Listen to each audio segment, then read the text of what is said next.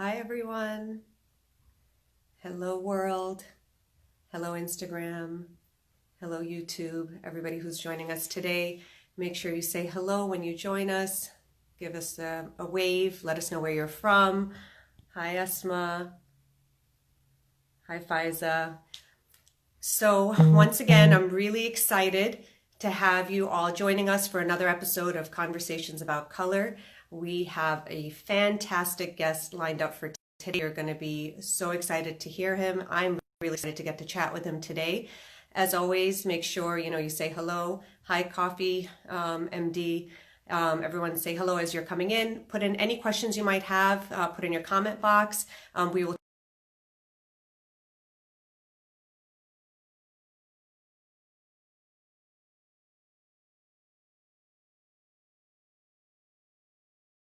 I'm an infectious disease physician based out of New York, New Yorker for most of my life.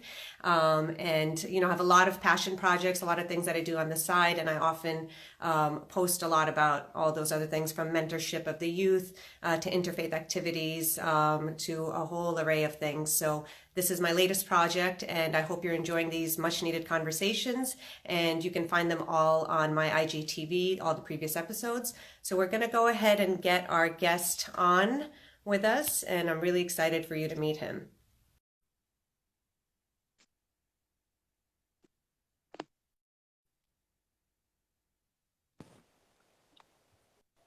Hello. Let's see. Let me flip my camera here. Hi there. There we go. Hi. How are you? I am great. It's so exciting to be here with you. Yes. Thank you Oh, so I am much for so having me. excited. I'm so excited to have our chat for some time now. So, like, it's here. Yes. Oh, wow. And just like I'm reading the comments. And so thank you, all of you, for joining us.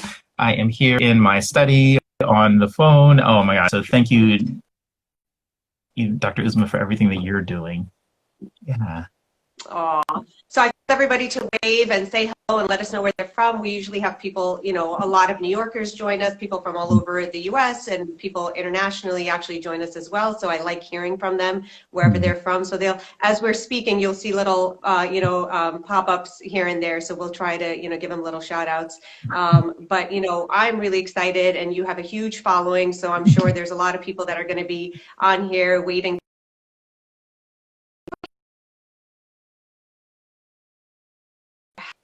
All right. exactly who Awesome. you are. So I wanted to do a formal introduction and introduce you formally to all of you. So Cornelius Miner, we are so excited to have you joining us today. So Cornelius Miner is a Brooklyn-based educator. He works with Mhm. teachers, school leaders, and leaders of community-based organizations to support equitable leaders and villages across the globe. His latest book, We Got This, explores how the work of creating more equitable school spaces is embedded in our everyday choices, specifically in the choice to really listen to kids.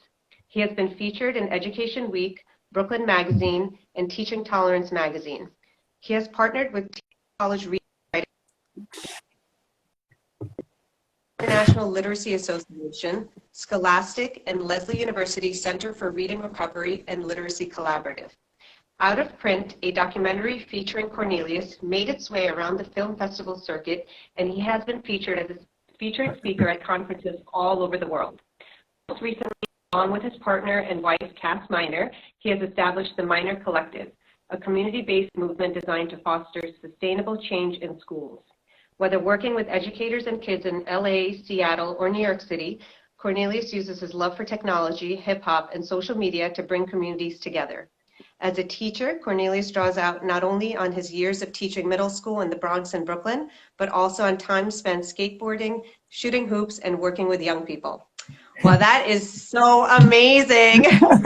Thank you. That's just a little glimpse into who you are. Yes, thank you. But it's just like so exciting to be able to serve children and communities. That is the work. Yeah. Absolutely, absolutely. I mean, we share that one passion. You know, I have a mentorship program for high school kids, so I feel very passionate about youth. But you know, I have to thank you for everything that you have been doing, everything that you have done so far for the youth and for kids, because you know they are our future, and it's so important the work that you do. Yeah, thank you. Well, it's exciting work, you know. I think anytime that one gets to step outside of oneself or outside of one's community to really listen to how other people live and to think about ways to bring out people's best, it becomes like it's not work anymore. And so, really, that I listen to kids all over the world and think about ways that they can empower themselves is really just like an honor to do that. That's amazing. That's amazing. Well, you're quite a role model and mentor to so many. So, you know, again, I want to thank you again for everything that you do. So we heard a little bit, you know, briefly about you, but I want you to share with us, you know, a little information about, you know, your childhood, what it was like growing up, you know, let the audience know a little bit more about you. Awesome. Well, I am Liberian, a former citizen of the Republic of Liberia. So I small country off of the coast of West Africa. And for those of you who are students of geography or history, you know that Liberia is one of two independent Black republics on the continent of Africa. So that means that Liberia and Ethiopia have never been colonized by outsiders. So I always tell folks that we're the original Wakanda, right?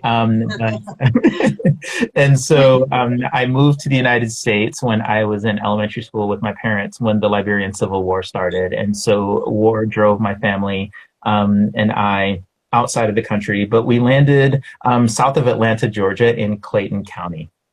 So I grew up Georgian, so a Liberia kind of exile in Georgia, and I had a really powerful childhood. You know that my parents, though our lives were interrupted by the Civil War, my parents labored intensely to give me as normal a life as possible. So I played sports and joined spelling bees and made art and did all of the things that American kids did.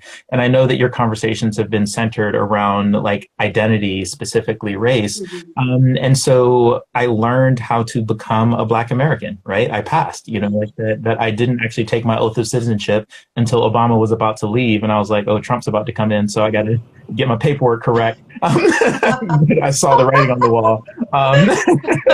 But I learned how to perform as a Black American. And so all through Yeah. middle school and high school, you know, I had friends from all over, but like I occupied, you know, I hadn't fully stepped into my Africanness because I was really trying to fit in with so much Yeah. that my American counterparts did, you know, and so the idea of race being part of my identity, you know, it was a complicated thing, right? Because I grew up African, Yeah. and in Liberia, my ethnicity mattered more than anything. I am Vi, right? And Vi people, again, for those of you who are students of history, Vi people are the only people in the western part of Africa who have a written language, and so I have my own phonemes and I have my own words in addition to English. Um, and so that was my identity. And so learning how to become Black in late in elementary school and in early middle school was like a thing, right? And then I'm a nerd on top of that, right? So there's nothing more than a good science equation or nothing better than, you know, a great word study, you know. And so just kind of, you know, in America, like being learned and being smart has been coded white for so long, specifically in the 80s when I was growing up. And so really grappling with those kind of identity markers was a big deal for me. But yeah, I had like typical kind of American childhood really defined by a profound sense of like Africanness. You know, and race showed up in everything, you know, from how people viewed me to how people would engage with me at school. And so just story after story after story. And I think my story is just defined by my ability to border cross. That I think that anybody who is a person of color in these yet to be United States has had to learn how to border cross. You know, that you know, if I am working professionally, here's how I carry myself. If I'm in my home with my parents, here's how I carry myself. If I am moving through my community, here's how I carry myself. If I'm in a community defined by its whiteness or its rejection of, you know, of people like me, Yeah. then here's how I carry myself. And so I think, you know, there are thousands of stories that I could tell you, but all of those stories point to one unifying ability, and that's my ability to board across. Yeah. Wow, Yeah. that's amazing. Yeah. So how old were you when you moved? You said elementary school. Yeah. Do you So remember the so age of grade two. So I was like like I was grade two, second moving grade? into moving into Okay. third grade. And even, you know, just like how limited people's understanding is about the world outside of the United States, right? You know, I Yep. remember Yep. getting to the United States in the third grade. And my father even told me, my dad was like, yo, you're gonna go to school in America, and those people do not know you, they do not know your ways of being, they do not know your ways of life, and they will attempt to do two things. They will attempt to either make you like them, or they will attempt Mhm. to colonize your time by forcing you to teach them. And you are 8. It is not your job to teach them. It is your job to Wow. learn. And I was like, oh, Dad, you're just being stoic and weird and African. And he's like, no, my son, you need to know this. And you know that whenever African men say my son, you know, they're serious. And so like, but you know, I remember my very first day of third grade. I told my teacher that I was from Liberia, and she was like, "Oh yeah," and then she pointed on a map to Libya, and I was like, "That's not my Oh, country," you know. But I found myself my very first day of third grade wow. having to explain to this woman with a master's degree like how African geography works, and so my father's words rang true like about 3 hours into my American education. So Wow. yeah, Wow. That just blows my mind right there. The fact that your father even had that conversation with you is just, I'm so impressed by that. Because most people, you know, you're leaving your home, you know, everything that you know, and you're immigrating to another country. You know, you have so many stresses, so many challenges. And, you know, I'm sure, you know, most people are just thinking about, oh, you know, survival and this and that, what we need to do, how to get everything done. But it was just so intuitive of him to have that conversation with you, even though you're so young. You know, that's something that I find very interesting, is that we oftentimes think that children are too young for these conversations, but yeah, in fact, they understand everything. And usually, you know, it just shows that him having that conversation with you was yeah. so appropriate and so poignant, because, you know, it really sort of, you know, he's planting a seed for, you know, for you to sort of see, like, you know, how is this transition going to be, to kind of ease you into it, for Yeah, you to have some expectations, actually. absolutely. You know, and in many ways, you know, those parents of color who love their children understand one thing, you know, and I'm using this term coined by Dr. Bettina Love in her most recent book, but she says that American institutions are designed to both explicitly and implicitly spirit murder children of color, right? Where like just every day you were fighting for your, you know, so it might not be a physical fight, but just that I can exist in third grade without having to teach adults, right? You know, and so, and that's a form of Yeah. spirit murdering. And so I think parents of color have long understood that American tradition of spirit murdering and have sought to fortify their children. You know, and that's why I love being an educator, because so much of my work, yes, is teaching, reading, writing, math, science, but it's also Yeah. fortifying brown children, particularly from those institutions that seek to murder their spirits. So, Yeah. yeah. Wow, that's just so amazing to hear. When, you know, I mean, I know you've had a lot of experience, as you were saying, there were so many stories. I can only imagine that transition, and as you mentioned Mhm. before about, you know, kind of trying to get accustomed to American life, and now you have, you know, and you said just as a young child, you know, transitioning to a different level of schooling, different Mhm. country, and then now you have to learn how to be, you know, American, but Yeah. still hold on to your heritage. Yeah.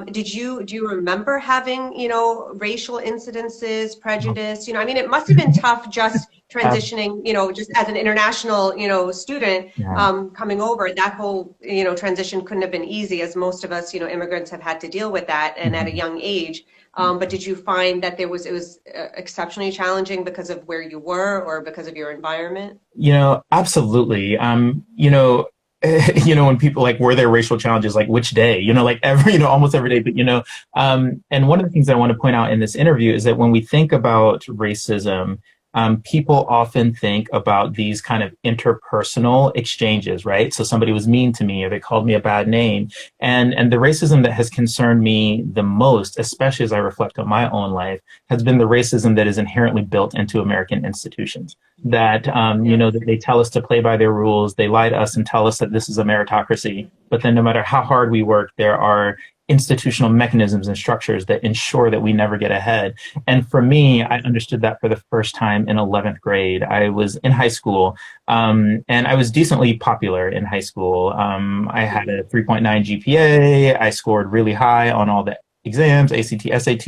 I played every sport. I lettered in every sport. I was decently popular. And so in 11th grade, I remember deciding that I wanted to run for student body president. Like that would be, you know, I had done everything else. I played by all those folks' rules. And I decided that I wanted to run for student body president. So I went to the office and I registered for the election. I'm an 11th grader. I registered for the election. I put up my posters. I win the election. And I won the election and I beat like the popular white girl. And so I win the election, and I remember going to the office after winning the election, and an assistant principal sat me down and they were like, well, we've thought about this and we've decided that juniors can't be president. So we're going to make you a co-president, and you're going to be co-presidents with this white girl that you just like defeated. And I couldn't make sense of it in my mind. And I remember going home, and my parents were excited to see me. They're like, how'd you do, kid? You know, this is the era before cell phones. So I couldn't call them and tell them, but I get home at 3 and I tell my parents, yeah, I won the election, but they told me that I couldn't be the president. And I remember like just how incensed my parents were that, you know, that you have passed every test in this school. You have made an A in every class. You have played every sport. You have represented yourself well. You've represented your family well. And even when you win, those people construct rules that say that you can't.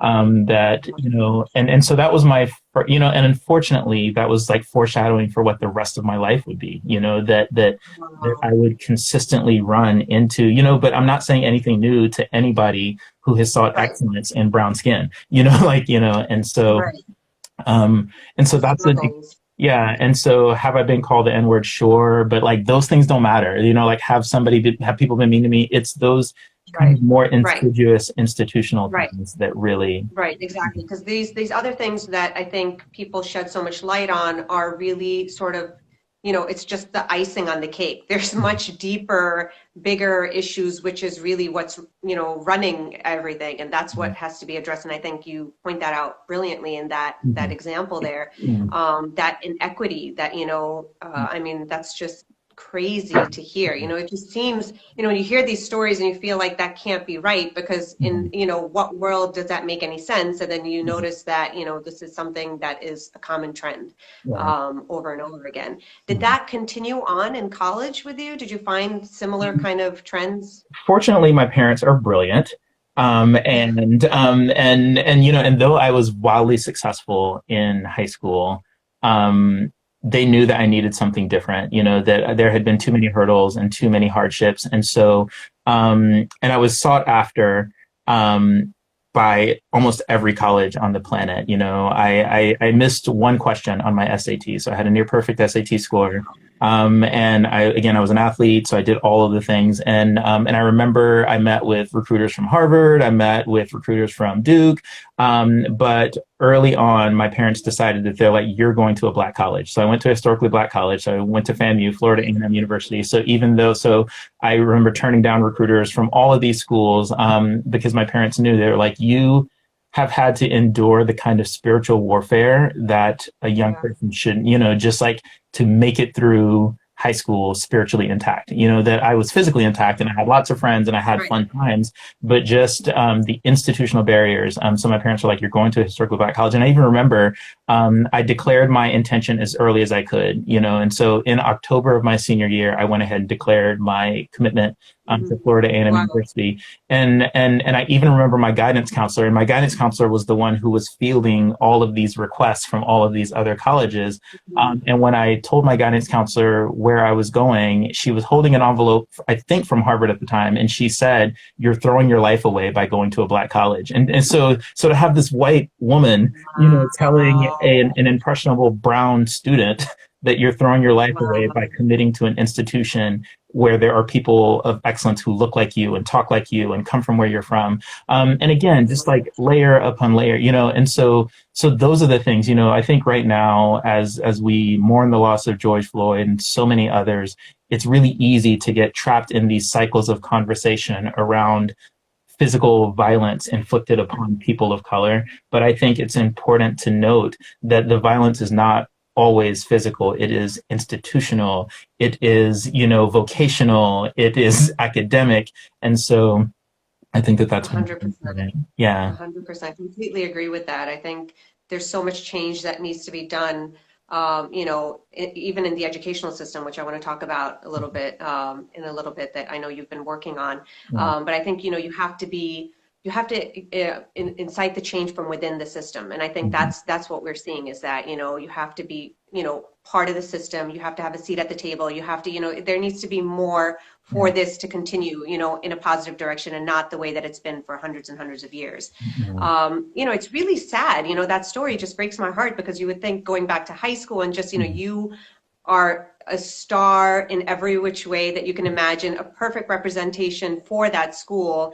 And it's really disheartening to hear that. And then the next step at the college, again, like you said, that they immediately assume that just because you're going to a Black school that, it's not, the standard is just not, up to par with every other institution and that you're throwing your life away. It's just, mind blowing to hear things like that. And here you are, a huge success. I hope, your counselors and teachers and everybody is looking at you and saying that, wow, we had it wrong. I think it's really, amazing thing to see. When did you decide that education was the right path for you? I think I knew all along. I just didn't have the words for it, and that so much of who I've always been is a teacher. But because I didn't always have powerful experience with people who had that professional calling, I didn't know that that was me, and it wasn't until I did, I ended up doing education classes in undergrad. And so I pretty much knew my very first placement was in Tallahassee, Florida. Again, I went to Florida A&M University. And so I was in a second grade classroom with a woman named Miss Cates.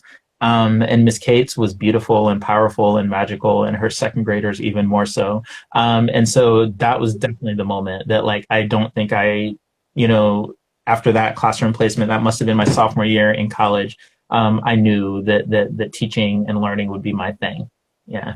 Wow, that's amazing. And then did you, once you were following that journey, and you then you graduated and everything like that, what was the transition like from college then to the workforce? Was it seamless? Were there obstacles along the way? Did you find that the inequities just continued on? Well, I've always been an adventurer and a learner. And so I am very frugal.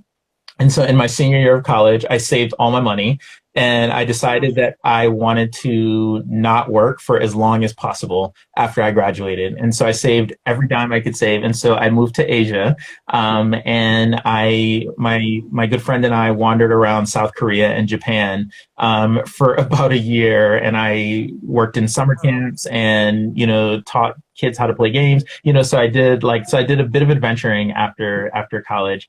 And then when I came back to the United States, I had sharpened my kind of like civic awareness. And so I volunteered.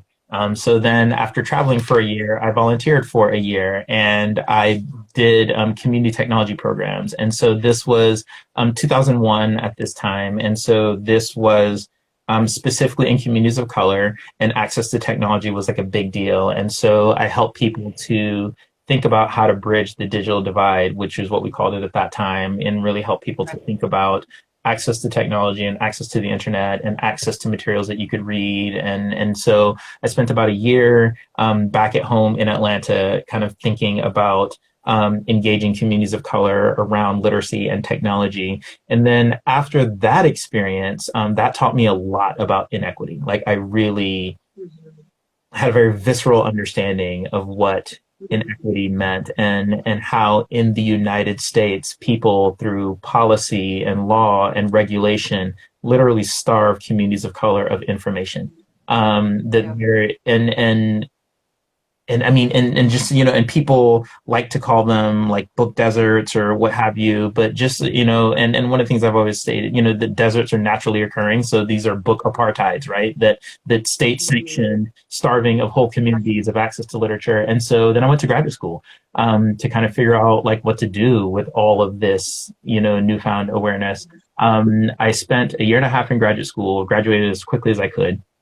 and then came back to New York City to teach, and have been teaching here ever since. So I spent a few years in the Bronx teaching at MS 331 in the Bronx on the corner of Tremont and Jerome. So anybody who knows the Bronx. And then I moved to Brooklyn for love. My partner was living in Brooklyn at the time. And I thought she was really cute. So I moved to Brooklyn to be with her.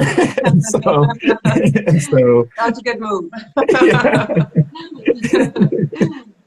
Yeah. And so we've been in Brooklyn ever since. We've got 2 kids here who are all public school students. And so just really, the transition from undergrad, to get back to the question, the transition wasn't a hard transition, but I forced it into being a transition that would teach me. I wanted to understand what a global education meant. So I traveled, and I wanted to understand what people meant when they said poverty. And even when we utter that word, people would have you think that poverty exists because of some flaw in the impoverished. And one of the things that I learned is that poverty exists because of flaws in how we govern and flaws in our vision. And so, that poverty is a social construct constructed by those who write our laws was a thing that I needed to learn before I got to the classroom. That's amazing. Wow. So much amazing information there that I want to unpack a little bit. So you graduated college and then traveled. I'm sure those experiences, as you mentioned, really helped shape who you are. When you were in South Korea and Japan, I know you were working with kids mostly. Obviously, that's your passion, which I think is amazing. Combining this little bit of, because then you went into the whole volunteering and very specifically in a particular industry, in a particular area. Were there instances in that traveling that you did that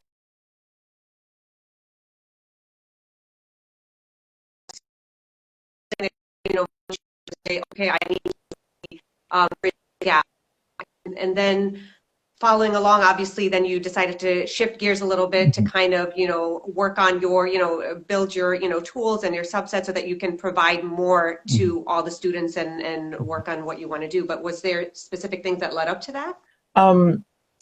So many things, I think one of the things that I learned from being in Asia, and it's funny how cyclical life is, because by the time I got to Asia, I was 21 when I graduated. And so I landed in South Korea in Seoul at age 21. Still a Liberian citizen, right? Still raised by proud Liberian parents. But at this point now, I've been in America for well over a decade. And so the way that people read my body in South Korea was, they're like, here is an American.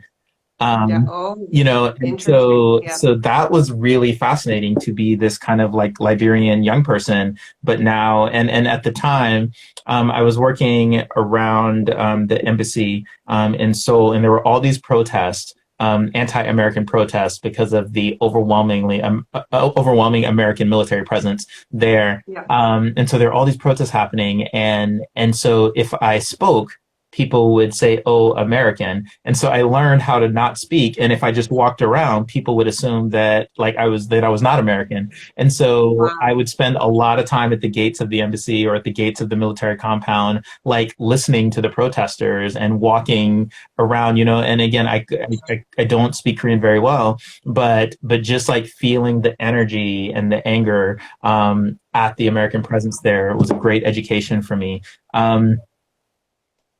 And I don't really know how that answers, but it added to my racial, I think so many people, when we think about racial literacy, that a lot of people's racial literacy is literally black and white. It's not very nuanced. Right, exactly. Yeah. And I think that what South Korea and certainly what Japan gave me was a lot of nuance. Absolutely. That's amazing. And so then you started working in the Bronx, you said. Was that the first job that you applied for and you landed it right away? Or was it, were there others before this? Were there challenges to, get to that point? Yeah. I mean, obviously you're brilliant and you have an amazing portfolio, but I'm just curious if what you experienced early on sort of carried out throughout, your career. Yeah. And so it's funny. So in that period, again, I was committed to not starting work and delaying work for as long as possible. Yeah. So I was very bohemian in my approach. And so, I was living in New York. So of course, everybody that lives in New York has to work on a film. So I worked on a film. I did I did all of these Amazing. things. So I was helping to write a documentary. And I remember, so my job in the Bronx was not my first like job. I remember I ran out of money when I came back to New York. So I was out of graduate school. I was done with Asia and back in New York, not quite wanting to commit to a full-time job yet. And I remember running out of money. And so I went to go work at a bookstore. And if I worked as a stock clerk in a bookstore, I could sustain my bohemian lifestyle for another year. And so, Wow. so I worked at an independent Black bookstore. Shout out to Human Books in Harlem, which was at the time the largest independent Black bookstore on the planet. And so I worked as their stock clerk in the evenings. And so that funded my bohemian lifestyle before I started in the Bronx. But yeah, the school that I worked, 331, was the first school that I ever interviewed for, and they hired me right there. So Amazing. I love that. yeah, And then the transition then to Brooklyn was, fairly easy as well after that, I'm assuming. yeah. So now you're really passionate about education, obviously, Mhm. and with the inequities, and you're really, a prominent figure, that's trying to make change. Mhm. I want to hear about, what have you seen so far in your career, in the span of your career, and, dealing with these, and at the educational level, obviously you spoke brilliantly before saying how there are, so much structural inequities, and, what things have you seen? What changes what have you been able to enact, and what changes have you seen as a consequence? And that's a complicated question. So I think I need to start with by expressing um, my profound disappointment in and frustration with the social mechanism that we call school. And that fuels every ounce of my intellectual labor and every ounce of my love and every ounce of my passion, that I am profoundly disappointed with the institution of school, and that disappointment is especially sharp in historical moments like this one. But we know that school, as it exists in America, was not designed to educate all people. Like, we know this. And people like to think or like to pretend like John Dewey was some great American fairy god person, but we know that this is not the case. That when we think about our indigenous brothers and sisters, we know that school was the mechanism used to rob people of culture and ways of knowing and ways of being. When we think about our disabled brothers and sisters, we know that school was the mechanism used to lock them away in asylums and places that, and so when we think about school in America, it's only ever been good for white people all the time, and really not even all white people, white men. Right? And so, Right. and I think that it's important to start there with what school actually is. And so when I think about all of my activist forebearers, I think of all that they have done to expand the definition of what school can be. And one of the things that my father told me when I was growing up, he was really careful, and he said, Cornelius, you never want to let schooling get in the way of your education. That Brilliant. yeah, That's brilliant. that school is designed to homogenize people and condition them to live status quo lives, right? Yeah. Because our Yeah. status quo lives are entrenched in predatory capitalism, and capitalism needs a loser, right? That you can only have the uber rich if you create the uber poor. And so school exists to keep some people poor and to keep others rich. And that's a thing that I've been working to dismantle my entire career. I've been fortunate the last 10 years to be able to work from the academy. I spent a decade at Columbia University, and now I work independently. But I'm really interested in examining the relationships of communities and schools, and how the schools keep communities sometimes exactly where they are. And so what have I discovered? What have I learned? So much, right? That I'm lucky that I was a classroom teacher, because my interest is equipping teachers with the tools to disrupt systems from their classrooms. That often when we talk about systemic awareness, or when we talk about us needing to bring down systems that are harmful to children, people kind of throw their hands up and they're like, well, I can't influence the system. I'm just the seventh grade teacher. I'm not the principal. I'm not the superintendent. And so I've really spent the last decade of my life thinking about what are the systems that are within a teacher's realm of influence? You know, of course, our realms of Yeah. concern are huge. You know, so my realm of Right. concern is giant. I'm concerned about water in Right. Flint, and I'm concerned about, you know, medical care for children in Florida, and I'm concerned about all of these things. But if I live in my realm of concern, I can feel easily overwhelmed. And so I've really Right. been helping teachers to identify what's within my realm of influence, and then how do I build the tools to impact those things that are within my realm of influence. And so if my realm of influence is 32 kids in a homeroom, then how can I make the largest difference that I can make there? And so that's been a lot of my work. And it's been, I've been blessed again to be decently good at it, you know, and successful at it, you know, that I work on a school basis. And so a typical day of work for me means that I'm working shoulder to shoulder with a teacher somewhere in the world. I'm lucky enough to travel. I've worked on all continents. But I work with teachers to identify things that aren't working for kids, that aren't working for communities, and then to construct things that do. I'm a big believer in the power of local, that solutions do not need to be national, solutions need to be local. So we talk, you know, and when we think about solutions, right, it's often groups of white men sitting around the table that they've excluded everybody else from.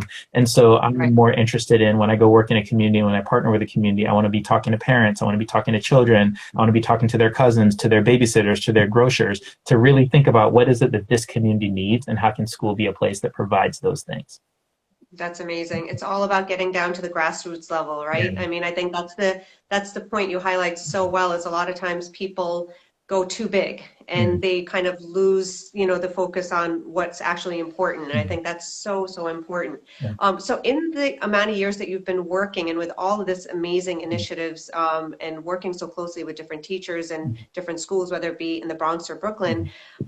have you seen the impact between the teachers or even at the student level? I'd be Mhm. curious to see the changes with, changes in behavior, changes in, patterns and discipline, and how have you seen the children progress through this? Absolutely. Gosh, so many. Like, you know, and I'll give a shout out to my one of my favorite schools on the planet. I work at a school, Sunset Park Prep in Brooklyn. So shout out to Sunset Park. But I've been there for 10 years now, working with the principal and the AP and the brilliant teachers in that place. And one of the most beautiful things to behold, and I wish this for every community, but one of the most beautiful things to behold is how curious the teachers are there about learning about their students and learning about their communities, and then taking all the things that they've learned and crafting curriculum that meets kids exactly where they are and seeks to get them all the things that they need. And for those of you who are watching who don't know Sunset Park, it's a largely immigrant community, lots of Mexican and Chinese immigrants, and the teachers there have done incredible listening. They have done incredible learning, and then they have applied that learning in purposeful and intentional ways to make sure that all kids benefit. And so when I think about success stories, you know, it has been like one of the things that we've been thinking about is, and I'm going to use a teacher technical term, but we've been thinking that the kids come with so many different languages to school, but then school becomes this place where it's like English all the time, and that can be overwhelming for kids. You know, I think about my own immigrant experience, right? And so we adopted a stance in school where we engage in active translanguaging, which means that we use all the languages at school. So if a student speaks Chinese, then our school is like where your language is welcome. If a student speaks Spanish, it's where your language is welcome. And we teach in English and we do things in English, but we also do things in Spanish and in Chinese. And so what happens is that creates the kind of community that kids can invest in. And when we know that when kids are invested, they learn more. And so just those simple moves, like we've seen just like such extraordinary growth and extraordinary benefit. And I think, you know, when I think about American education particularly, we are impatient, right? We only know how to think in 4-year sprints. And so, Right. so to be in places and to be traveling the country for well over a decade now, it's been really powerful for me to take a longitudinal look at schools and what schools can be. And so Sunset Park Prep is just one beautiful example. Yeah. I love that. That is phenomenal. I mean, thank you so much for sharing that. Mhm. I've heard of, different schools having sort of language immersion programs where they Mhm. do, some of the didactics in different languages. Mhm. But I think this model is amazing because, you know, really a lot of times children don't flourish because of the discomfort and, you know, the fear. And, you know, if you're not comfortable because you don't understand because of the language barrier, I mean, just imagine how much of that is taken away Yeah. when you're acclimating to them and their needs. You know, that's fantastic. I love that. So I want to talk a little bit more about, I know you have so many things, you know, that you're good at. So I wanted to talk about your other project that you're on, which is, you know, I wanted to know when you decided to venture into writing. You know, when did you go into that path, and how was it for you? Was it more challenging than education? Were there, you know, different challenges there as far as bias and prejudice and things like that? Or did that also just, you know, happen very easily and was not really that difficult? Well, and I must start by saying I'm a nerd again, and one of the things that I've always known as a nerd is that I don't fight well, and I've never fought well, but my pen does, you know, and so what I cannot do with my hands, I have always done with my pen, and so so writing has really been an extension of my rage, to put it quite honestly, like that the things that I am angry at. I can't burn them down yet, but I can write about them and I can expose them and I can describe better ways. And so, I think, the essay is my favorite weapon. I have always enjoyed a good essay. You know, and so I've been writing essays for as long as I can remember. In high school, I contributed to an underground newspaper, so nobody knew it was me, but I was like writing all of these like anti-principle pieces, and, That's great. Anonymous.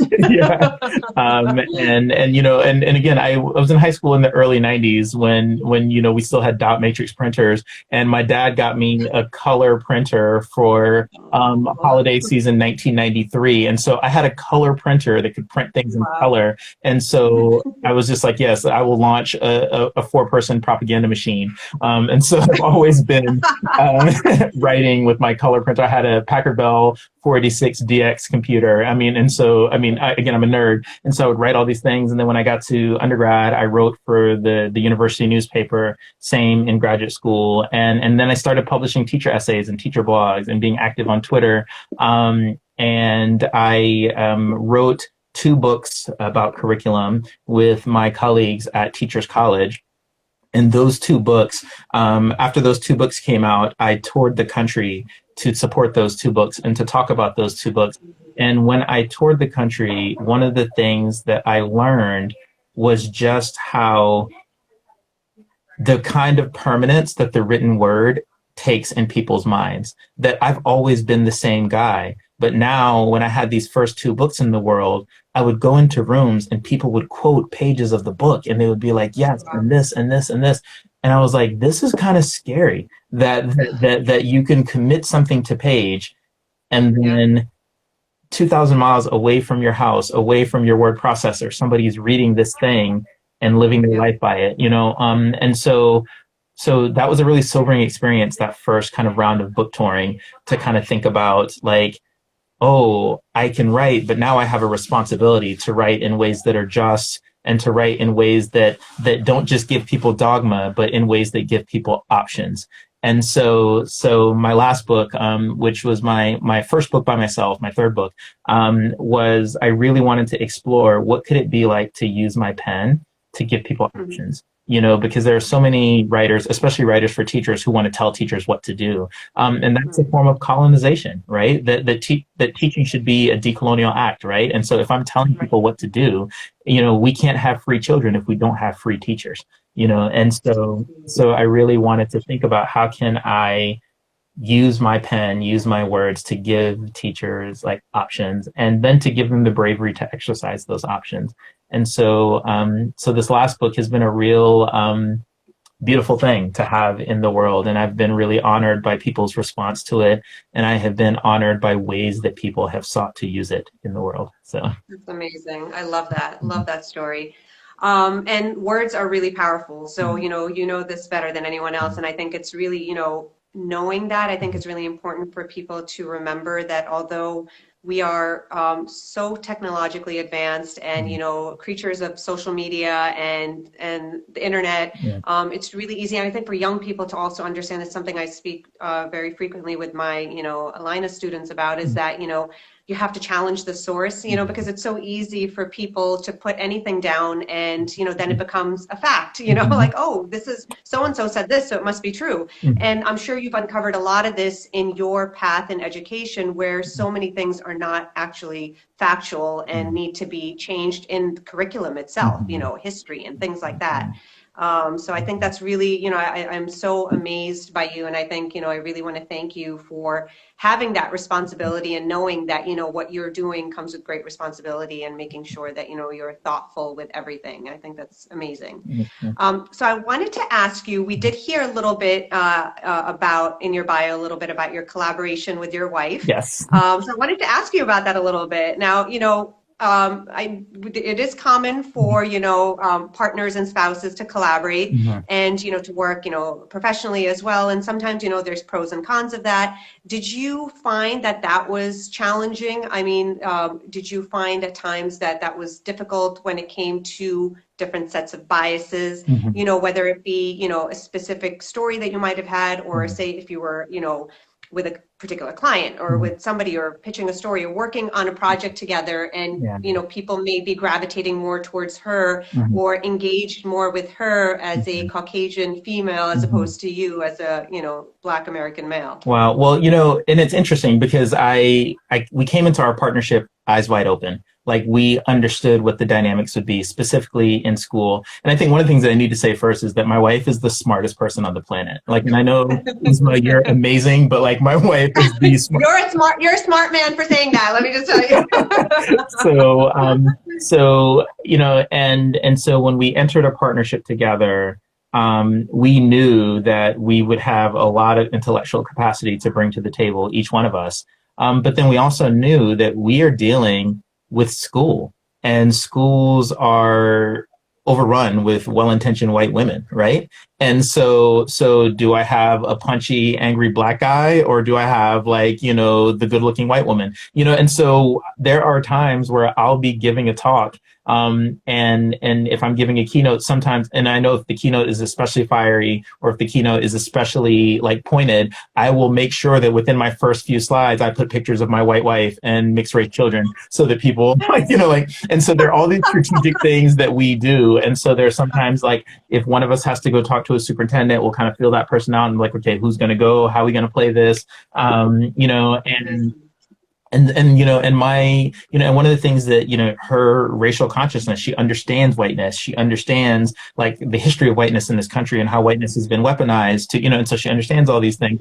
And so I also often say that she is the best sleeper agent on the planet. That, you know, when people read her, they read her Maybelline model, but then when she shows up with all of her critical race theory and with all of her liberatory pedagogies and with all of her, you know, freedom school and, you know, ideas. And so it actually has been really powerful to work with her. You know, when we talk about those kind of, one of the things that white institutions do so perniciously is they police the Black imagination. And so I found that by working in professional spaces, the idea of what was possible was often limited, you know, and again, so we talk about like racism and how racism manifests, right? And again, it's not just people calling names, but to work professionally and to have one's imagination policed or one's ideas questioned takes a real psychic toll.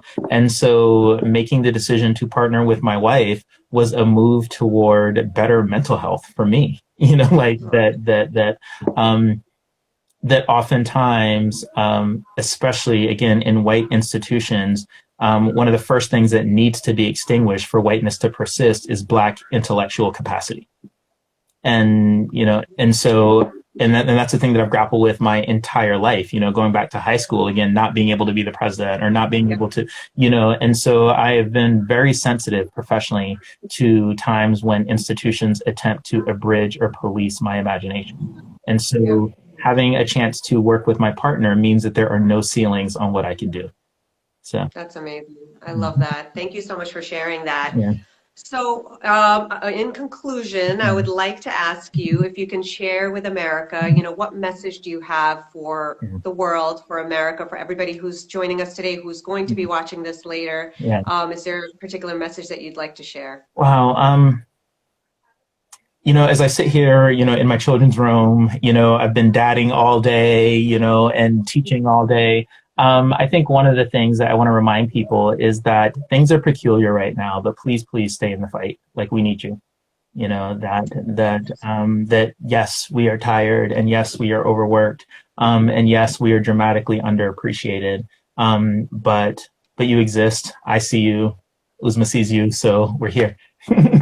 Beautiful. I love that. Thank you so much for that. Yeah. Cornelius, I can't thank you enough for everything that you do. I want to thank you again for being here today, for having this important conversation, and, just keep doing what you're doing. You're really having an amazing impact on so many people out there. Thank you. Thank you. And thanks for what you're doing. I mean, I squealed with joy when my childhood friend, I don't know if she's still listening, but Asma, when she There she is. She's here. She's with us, Asma. yes, but I've admired her since we were 14. And so that she thought enough of me and my work to connect me with you just means the world. So thank you, Asma. So yes. Well, I look forward to speaking to you again soon. Have a good evening. All right. Take care. Take care. Bye-bye.